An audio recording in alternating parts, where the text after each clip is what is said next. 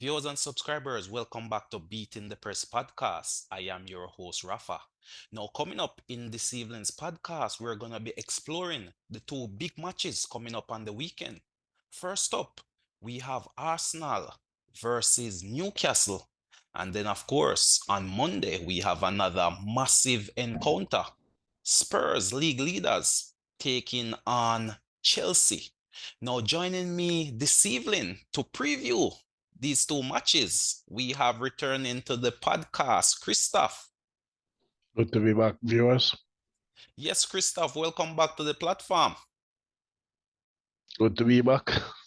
Yes, indeed. So we are going to be jumping straight into previewing these two matches, Christophe. First off, your team is in action. Newcastle at home versus Arsenal. How do you see these two teams matching up, Christophe? Arsenal will be back with a lot of their first team players. We saw during the midweek the EFL Cup where Arsenal got defeated by West Ham. I thought that game was probably a test of the fringe players by Arteta to see who can be relied on throughout the seasons. Safe to say they failed the test. Um, Newcastle has looked impressive. They had defeated Man United 3-0 at it was at Old Trafford, yes? Yes, that's right. Um I mean their goalkeeper was all right, played well, but Man U has looked embarrassing all season. Expected that. Newcastle, however, has looked impressive this season. They will look to exploit the midfield sloppiness that we've seen from Arsenal this season. Um, if Arsenal play well and aren't as sloppy as they've been in the past couple of weeks, I expect them to win, but I am looking that this game will probably be a draw. Oh, you're making some early prediction there, Christoph. Yes, I did see that encounter with West Ham, and many of the big guns were arrested. The likes of a Ramsdale getting sympathy run out there. One or two, key players. Gabriel, I believe, played in that game. We also saw Ben Blanco, putting in an own goal and also providing what I would call an own assist. Also, laying it up there on a platter for Bowen to kick in the back of the net. So a few first team players were actually involved in that squad. As you said, mixed with a few fringe players, but West Ham took them apart, 3-0. Is the sign of things to come versus Newcastle, one may ask? Well, as I said, it wasn't the first choice midfield. It was well, the players that played in the back line, Gabriel had to be played because we are currently short in the defensive department. Injuries to Timber. Don't know why Arteta sent out Tierney on loan, so it's short. So those players had to play. I was expecting a player like Ben White to have been given a rest in a game like this, but you know, I don't know if the mistakes I can't tell if the mistakes he made were, um, you know, just sloppy, maybe overconfident, or maybe he just didn't take the game seriously. Hard to tell. I would have to judge him based on his performance in the upcoming match against Newcastle if he starts, because if Arteta feels that those mistakes were costly and could repeat themselves, you could see him drop into the bench and Tomiyasu taking that spot for this game. I don't think though Arteta will drop him since there is no backup left back for Zinchenko in the event of an injury or he needs to be subbed. I think Tomiyasu will come on there. It seems like Tomiyasu has become like a plan B for Arteta. Any game where Arsenal so far this season has been trailing or losing, we do see Zinchenko being replaced and Tomiyasu coming on, and then we do see some change in the game. So that's what I'm expecting there. But like I said, Newcastle look at this tends to pounce on the sloppiness in midfield so far this season, and Arsenal's midfield has been poor so far.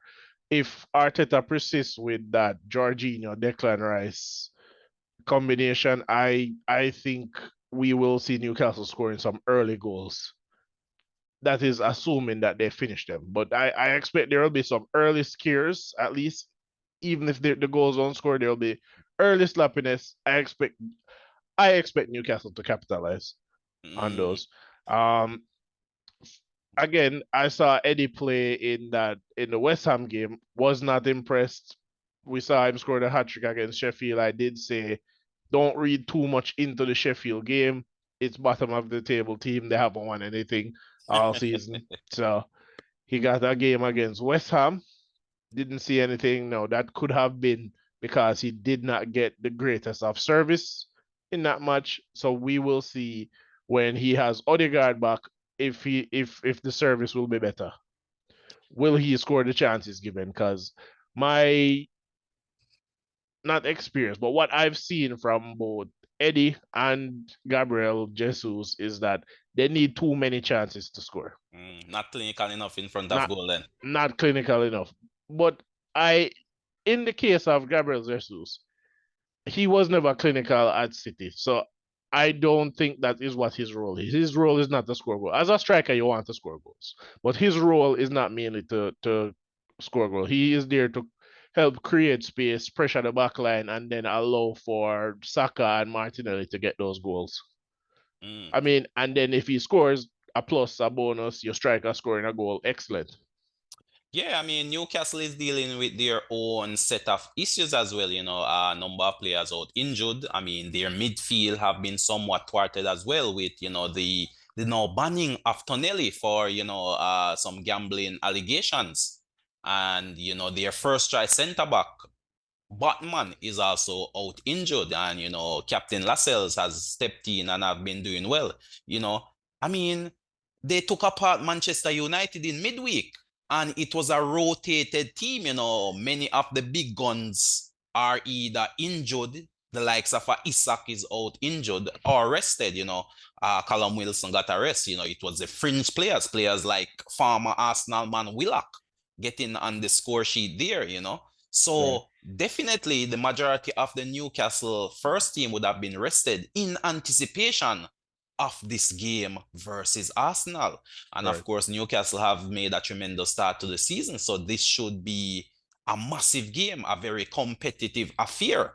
But what I look at earlier is Arsenal, to me, need to adapt the template laid down by Dortmund, which is if you do get an early advantage, then it's best to sit back, soak up, and dare Newcastle to come and break you down because we saw in that Dortmund game, once Dortmund got the lead, they sat back and Newcastle could find no space to run into, which is how they have been scoring a lot of their goals, using the pace of Almiron Garden down the flanks and creating, havoc among retreating defenders. But that was not the case with Dartman. Dartman got the lead, sat back, and pretty much closed up all the space for these quick wingers to run into. So they showed Arsenal the template.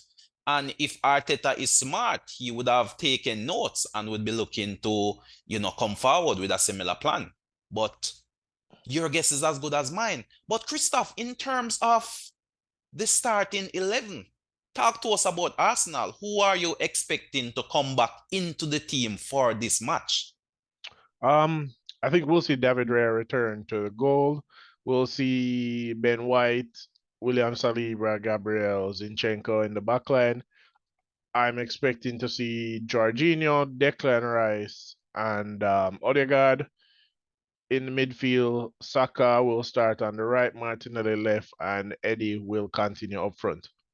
Oh, so really no surprise selections then technically. It should be the tried, tested, and proven 11 that Arteta has been working with, forced into this 11 at times by injuries. Right. Yeah, I don't expect any surprises for Arsenal. That is what we expect to see. We know a couple players are out injured. I think Partey is injured again, so I'm not expecting to see him. Yes, and I mean, I think similar could be said of Newcastle. It should be the return of the first team players, you know. Lascelles, as I mentioned earlier, has been slotting in for Botman, so him and Shar should be the centre back pairing, and of course Dan Burn on the left, and you know the very creative Trippier on the right, you know, England international there in the midfield again, you know, with Tonelli out. It could be a combination. You know, Eddie Howe, I think, has some options in the midfield, and it could be a combination of various players. Definitely, Guimaraes and Longstaff should start, but the third midfielder may be up for grabs. Possibly a Julinton with his physicality, possibly. You know, Garden should be there in the front. Wilson should be leading the line as well. So there are a couple spots, I think, in that Newcastle 11 that you know, unfamiliar or not your usual 11 may come in. I mean, Almiron started versus Manu, got a goal. He may come in for this game as well, or even have an impact off the bench. So, you know, the contribution of subs cannot be understated. And, you know, quality in depth at times is what Newcastle has. And of course, they have been sharing the goals around also.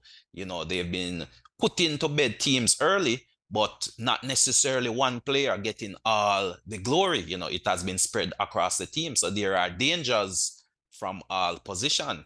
You know, Right. so definitely Eddie Howe should have his troops up and running for this one, and this one taking place at St. James's Park, you know, rapidly becoming a fortress for Newcastle. And, you know, the fans should be up for this one, definitely.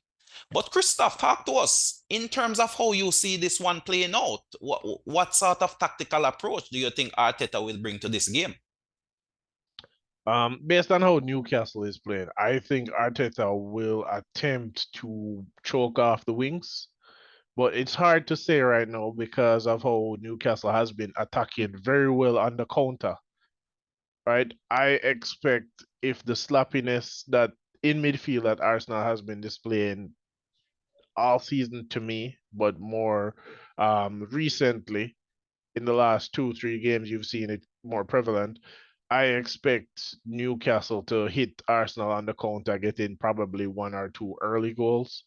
And then Arsenal will probably make some changes at halftime. I don't see Arteta making any changes first half. He'll make the changes halftime to try and choke out the wings and kill the counter attack that Newcastle tries to play on. I think he'll want to try and force Newcastle to try and play through Arsenal, but given how high of a line Arsenal play and that high press, I expect Newcastle to get a lots of space out wide.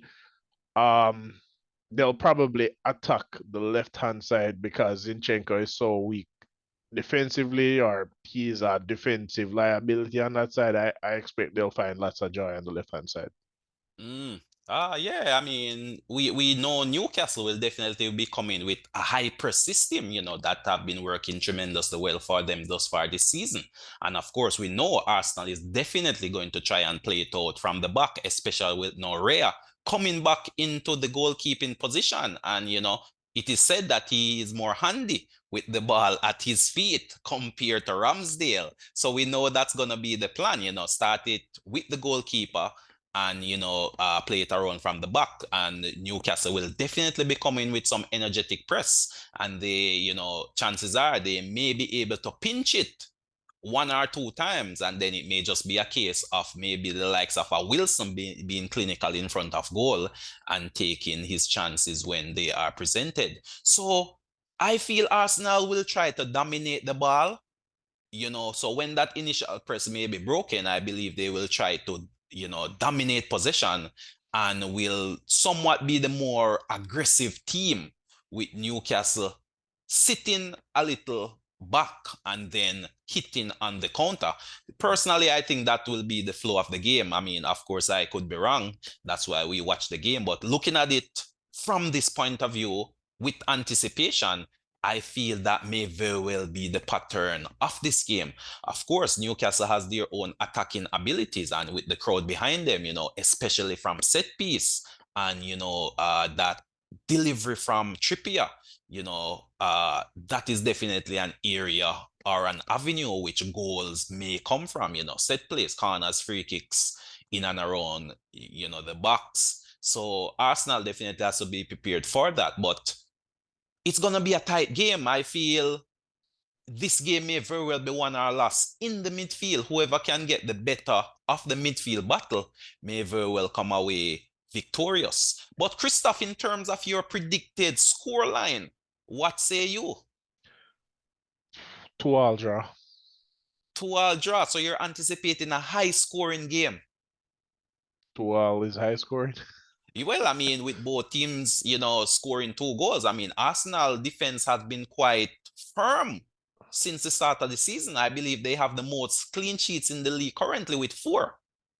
So 2-2 is somewhat shocking. I mean, West Ham did put 3 in the back of their net midweek, and you're expecting Newcastle to put a further 2. I mean, Ah, against West Ham, Arsenal, we're playing 2 left-sided centre backs. So yeah, I mean that was a change team for sure, and that should act as a wake-up call as well. So, I mean, with your prediction of 2, I mean, your guess is as good as mine, but I can't say I see 2 goals or the team sharing 4 goals, to be honest. I am looking more like both teams will score, but I think it will be a difference of 1 goal. So for me, I'm gonna go against the grain, Christoph. To be honest, I'm gonna call a home win for Newcastle. I feel Newcastle have enough ammunition to really hurt this now fragile Arsenal team. So I'm gonna go for a 2-1 victory for Newcastle. I feel if Newcastle is able to score 2 goals, I don't think Arsenal is going to respond with 2. Playing away from home in front of this Newcastle, audience. I agree. If Newcastle gets 2 early goals, I don't think Arsenal will win because there at the moment there is no the only real game changer on the bench is Trossard, and sometimes Trossard alone is not enough. Yeah, I mean, it should definitely be an interesting watch. And as you said, if, Arsenal go behind early, then, the confidence may very well drain. But I mean, in that West Ham game, Odegaard came on and did manage to pull back a cancellation. Looked quite disappointed at the end, but what's to be expected, when you are knocked out by what you would classify as a lesser team, out of a cup competition. That's one less trophy Arsenal has to worry about this season. But it should definitely be a tight game. I'm definitely anticipating a tight game. It should be very good watch for the neutrals. But I'm gonna trust my instincts. I'm gonna call a home win. Newcastle to take this one 2-1. I just feel Newcastle is now riding a nice wave, especially with that victory over Manchester United midweek, and Arsenal on the other hand losing versus West Ham, back to uh St. James's Park in front of their fans. And if they were to get the lead, then the confidence could very well drain. And I mean, Newcastle is no slouch when it comes to their defensive prowess as well. Over the course of last season and into this season, they have been one of the more defensively solid teams. Not as solid a start this season as they had last, but still, solid enough defensively, So I do expect a tough game. Arsenal, of course, doesn't have their first string striker in Jesus. It's now Nketiah's time to shine. And as you say, he may shine against the lesser teams, but then when it comes on to the bigger boys, that consistency and that clinical nature in front of goal may not necessarily be there. But I mean, Christoph, your guess is as good as mine. And viewers and subscribers, let us know what you think about this game. Leave your predicted score in the comment section. But Christoph, we move. And the next big game on the agenda is a massive London derby. League leaders at this point in time, Spurs, take on Chelsea. I don't even want to say a resurgent Chelsea because they did take a step back in the last game against, was it Brentford? So I wouldn't say a resurgent, but against a Chelsea team stuck in mid-table, so to speak. How do you see this one, Christoph? Spurs versus Chelsea? I foresee a win for Tottenham. They are just the better team at the moment. I expect this big performances from Son and Madison. Chelsea, like I said last week, I think Chelsea were just, tricking the crowd, basically. They weren't as good as people think they were. Um, you're winning a game for 80 minutes and then you surrender to Arsenal, an Arsenal team who was playing very poorly that game, right? And then, they lost to Brentford 2-0. I don't think Chelsea is resurgent. I don't think they are very good at the moment. I'm going to go with Tottenham. I expect a good performance from both Madison and Son. Postapogli is doing a very, very good job at Tottenham at the moment. Yes, this one should definitely carry some history, Pochettino being the former Spurs boss, returning to, you could say his former employers in this game, and he is now bringing a new team, Chelsea, against this, what you say, a very vibrant Spurs team, league leaders at this point in time, flying high under their new manager, Angie. They, lovingly called Big Ange, so to speak, and he has these Spurs players really playing some tremendous football. And you made mention of the two big hitters, Son and Madison. That combination is working wonders. I mean, last year we were talking about Son and Kane combo, but this time Kane is gone and it's now Son and Madison combination. It seems as if the Spurs attack really flow through these two players. So I mean, Pochettino, I'm sure will have a plan to stop these two players, Christoph. I mean, Pochettino is no slouch. He is a solid enough EPL coach. Why would you allow the two known players to beat you? He must have a game plan. He might, yeah, he probably has a game plan. As we saw against Arsenal, they did do a good job with those two false nines that were disrupting defense. But Son also knows Pochettino, so I'm expecting a lot of these Spurs players and Pogli to have an idea of what they're doing. But even if they can stop Son and Madison, Chelsea have struggled for goals. Well, I mean, I can't deny that point. You raise a very good point there. That has been the Achilles heel of this Chelsea team. I mean, they do have a decent enough defense, and they have quality enough midfielders, the likes of Enzo and Caicedo in the middle of the park, Captain Gallagher. That is the midfield tree I am anticipating for this game. And of course, they should be up against what I would classify as a resurgent, Bizuma and Sar, along with the creativity of Madison. So it's a case of, I would say, Caicedo versus Madison. I'm sure Caicedo will be putting the clamps on the creativity of Madison in this one. I mean, Caicedo is no slouch, $100 million defensive mid. These figures are unheard of. I mean, same can be said of Declan Rice. I mean, 100 million plus being shelled out on defensive midfielders who probably give you 2 or 3 goals combined at the end of the season. These funds are usually reserved for strikers, strikers who are giving you 20 plus goals. And Chelsea could do with one such of these strikers. They have been struggling for goals all season. So that may very well be their undoing in this game. The search for goal may continue. Spurs defense have been solid thus far in the season. Romero, Argentinian international World Cup winner, forming a very solid partnership there with what I would call a young Virgil van Dijk, another top Dutch defender coming through the ranks now there at Spurs. And it should be a definite game to watch. Angie will have a plan. He has the Spurs players playing well, and he will be looking to take the game to Chelsea. Pochettino, former employers, by Spurs should come with a game plan as well. And I don't believe he's bringing this Chelsea team there to roll over.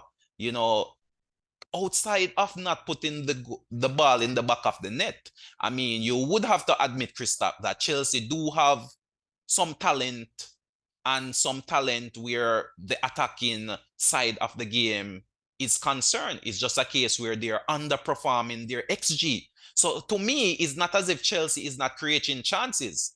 That is the greatest thing. The chances are being created. However, the strikers are just not clinical. The likes of Jackson, the likes of Sterling, the likes of Cole Palmer have been very wasteful in front of goal. What say you? I mean, indeed. I've always thought Sterling was not that good in front of goal. He looked good when he was at Man City and at Liverpool for a brief period, but I think it was always the system that allowed the player to look better than he was. Mm. Um, you were saying that 100 mil for Caicedo. I think we've reached the point in football, just as formations don't really matter. I don't think we can really judge players by price tags anymore because players will sell for whatever the buyer wants to pay.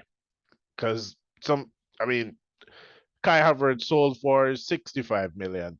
What has Kai Havertz done for Oh yeah, entirety of speaking, yeah.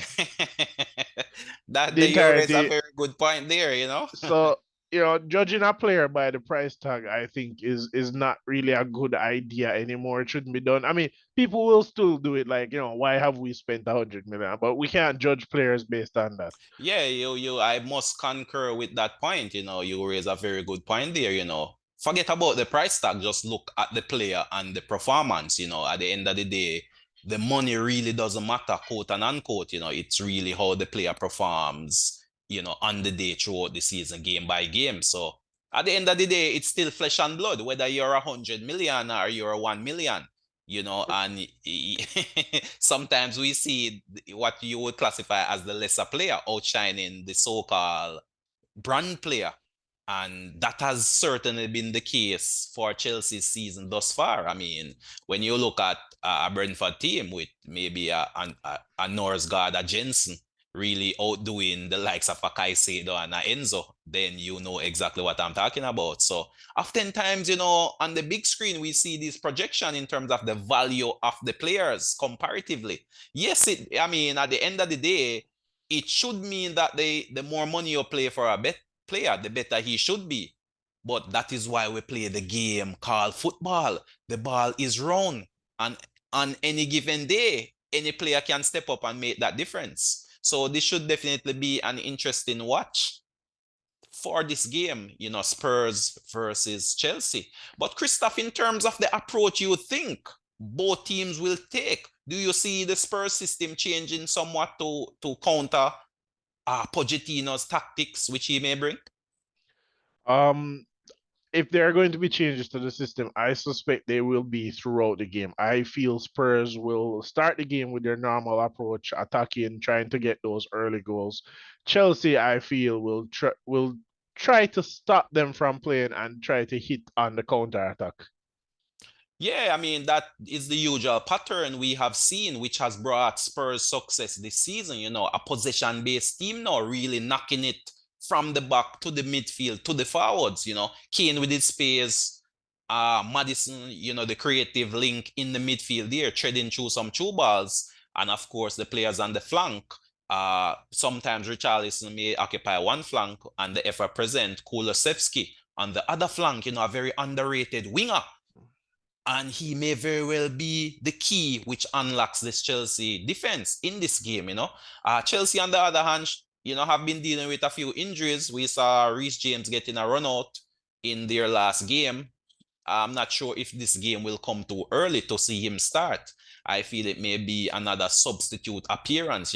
He's like a glass man. If you touch him too hard, he breaks. So very injury prone. So I'm sure Pochettino won't be rushing him back. But I believe Pochettino should come with the usual suspects.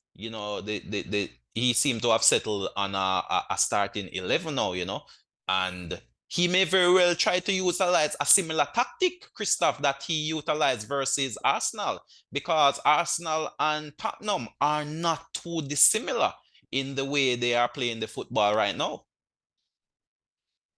You might be talking blasphemy to these fans.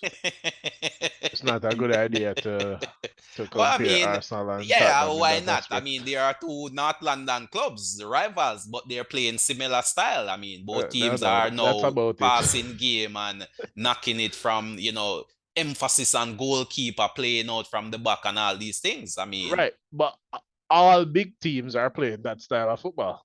right. I It's not, mean, high yeah. pressing and All the big teams are playing out from the back, playing high pressing. It's how they are creating chances is what is different between the big teams. Yeah, I mean, for Spurs, I see Zuma being the one who is taking the ball off the defense. Bissouma, I should say. And either passing it out or, taking on a quick dribble and dribbling out through the midfield. So he is a linchpin in the way Spurs is playing. And I feel if you clamp him, then it may disrupt the way Spurs play. I mean, we saw a similar thing versus Arsenal. Again, I must go back to that game because it was the same tactic which Arsenal used. And if Arsenal was a bit more clinical, Jesus in particular, I recall in that game that Arsenal did pinch that ball high and Jesus almost had an open goal to hit, but he sprayed over the top. And this is the sort of clinical finishing we have been talking about when we spoke of the Arsenal Newcastle game earlier. But if Chelsea can do the same, it may breed them a bit of success in this game. I mean, sometimes to get off in terms of your scoring, sometimes you just need to be presented with an opportunity where you don't have to think about it too long and just kick the ball in the back of the net. So I feel Pochettino may very well come with a template which is not too dissimilar to the one he used versus Arsenal earlier. But Christophe, in terms of a scoreline, what says you for this one? Spurs versus Chelsea. 2-0 Tottenham. 2-0 Tottenham. So you don't see Chelsea troubling the back of the net any at all. Uh, I don't see them getting a goal based on how they played the last game. Right? And based on how they've been all season, struggling for goals, Jackson not clinical, Sterling not clinical. If they get a goal, I feel it will come through Cole Palmer, but I wouldn't count on it. They first have to beat or get the ball off of Tottenham, and Tottenham are playing excellent. Son is clinical. Madison is very good long range, short range. He's very good at using space. Ah, I 2 don't I 0. don't see Chelsea. I don't see Chelsea scoring 2-0. For me, I do see Chelsea getting a goal. This is a derby match, and I feel the fans alone, this one taking place at the home of Spurs, but I'm sure it will be well attended by numerous Chelsea fans as well. It's a derby encounter, you know. So, and it's a standalone game come Monday as well. So, it's prime time, All of England should be watching this one. And I mean, the world at large, It's a standalone game with nothing else, no more football to view but that one game on Monday. So all eyes will be on the league leaders. And that too could create a bit of pressure, Christophe, because all other teams would have played the weekend before. So Spurs would go into this one knowing whether or not their position at the top of the table have been surpassed. And it will dictate to them what they need to do in order to get back there. So that may play into the hands of Chelsea as well. It's only natural that, let's say, you're surpassed by Man City, because I do expect Man City to take care of business against Bournemouth. It simply means that Spurs will no longer be the league leaders, although they will have the game in hand. So they would need to win versus Chelsea in order to maintain their status at the top of the table. I think this will be the first true real test for Spurs in terms of if they can handle the pressure at the top of the league. And for me, I think they're going to run into a roadblock. I feel Chelsea will come away with a draw. So I think Chelsea should be good enough to find a goal. So I'm calling this one as a 1-1 draw. I think the pressure may very well be too much for this Spurs outfit. First time coach Ange really have gotten off to a real tremendous start to the season. And to me, this will be the first big test of their mettle. Can they hold tight at the top of the league? And I feel the answer to that one may very well be no. So I'm calling it a draw. But in terms of how you see the rest of the weekend panning out, Christophe, just your final words before we call it a night. Rest of the weekend. Let's see who is playing. All right, Well, so Manu has Fulham. Talk to us Man about U that one. versus Fulham. Yeah. I think that will be a good watch for the neutrals. Yeah, how do you Um, see that one? What's the scoreline you see in that one? Do you think Manu can bounce back under Ten Hag, or do you think Ten Hag days are numbered? so Man U hasn't scored in the last two games. Let's say Of one course, they're all playing away draw. from home as well. One all draw with Draw, so Fulham. you're calling it a draw. Yeah, a draw may very well buy Ten Hag a bit more time, but alas, it might be the final nail in the coffin. It seems as if the EPL teams in the league have been putting some nails in the Ten Hag coffin one by one. We saw City put in one, and in midweek we saw Newcastle driving another nail in the coffin. Will it be time for Marcos Silva and his Fulham team to put another nail into the coffin of Ten Hag, coming under tremendous pressure? And of course, all eyes will be on that game. I mean, Liverpool takes on, I believe, Luton away from home. To me, that should be a routine Liverpool win. Stranger things have happened, but it would be a real disappointment if you did not beat Luton. I mean, that would show that you don't have much championship credentials if you can't take 3 points from Luton. So I do expect a routine win there for Liverpool. But lots of matches taking place over the weekend, Christophe, and I am definitely looking forward to seeing how these games pan out. But viewers and subscribers, again, I'd just like to thank you for tuning in to us here on Beating the Press podcast. Thanks again for the tremendous support you've been showing. Please feel free to leave your own predictions in the comment section. Christophe, thanks again for passing through. All right, good to be here once again. Yes, indeed, some very profound thoughts, some very interesting comments as well. Some shocking calls also. Let's see if these calls do pan out on the weekend. But viewers and subscribers, continue to share, continue to subscribe, and of course, hit that notification bell. But until next time, this is Rafa signing off.